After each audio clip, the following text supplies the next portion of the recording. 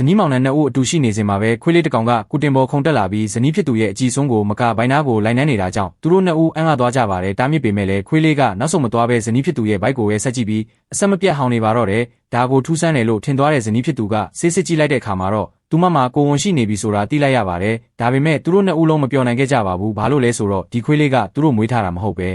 လမ်းဘေးခွေးလေးဖြစ်နေလို့ပါ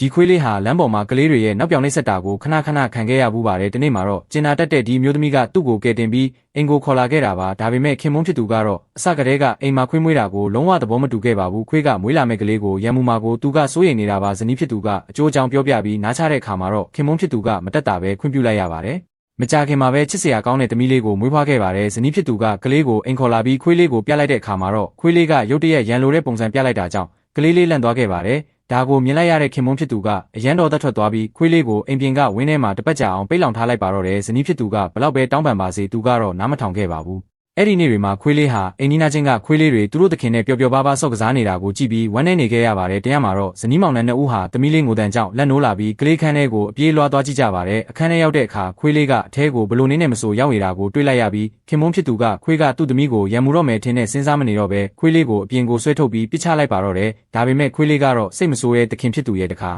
ဝါမှာတညာလုံးအိမ်ကိုစောင့်ရှောက်ပေးနေခဲ့ပါတယ်နောက်တနေ့မနက်မှာတော့ဇနီးဖြစ်သူကခွေးလေးရဲ့စေတနာကောင်းကိုနားလည်သွားပြီးခင်မုန်းဖြစ်သူကိုခေါ်ကလေးခန်းထဲပြန်စစ်ဆေးကြည့်ကြပါတယ်ကလေးလေးကတော့ဘာအနေမှမရှိပဲနှစ်ချက်ချက်အိပ်ပျော်နေတာကိုတွေ့လိုက်ရပါတယ်ခွေးလေးဟာကလေးစီကိုပြေးသွားခြင်းပေမဲ့ရင်ရင်ကြေးကြေးနဲ့ပဲခလန်းလန်းကနေစောင့်ကြည့်နေခဲ့ပါတယ်ဒါကိုမြင်လိုက်ရတဲ့အခါမှာတော့ခင်မုန်းဖြစ်သူရဲ့ဒေါသတွေပြေလျော့သွားပြီးခွေးလေးကိုကလေးနာသွားခွင့်ပြုလိုက်ပါတော့တယ်အဲ့ဒီနေ့ကစားပြီးခွေးလေးဟာအိမ်ထဲမှာနေထိုင်ခွင့်ရခဲ့ပါတယ်။သမီးလေးကြီးပြင်းလာပြီးလမ်းလျှောက်တက်လာတဲ့အခါမှာတော့ခွေးလေးဟာသူမရဲ့အရင်ကြီးဆုံးသူငယ်ချင်းဖြစ်လာပါတော့တယ်။ကလေးလေးလေကားတက်တဲ့ခါတိုင်းမှာလဲခွေးလေးကဘေးကနေလေကားလက်ရန်တစ်ခုလိုမျိုးကတ်လိုက်ပေးပြီးကလေးလေးဘေးကင်းအောင်စောင့်ရှောက်ပေးခဲ့ပါတော့တယ်။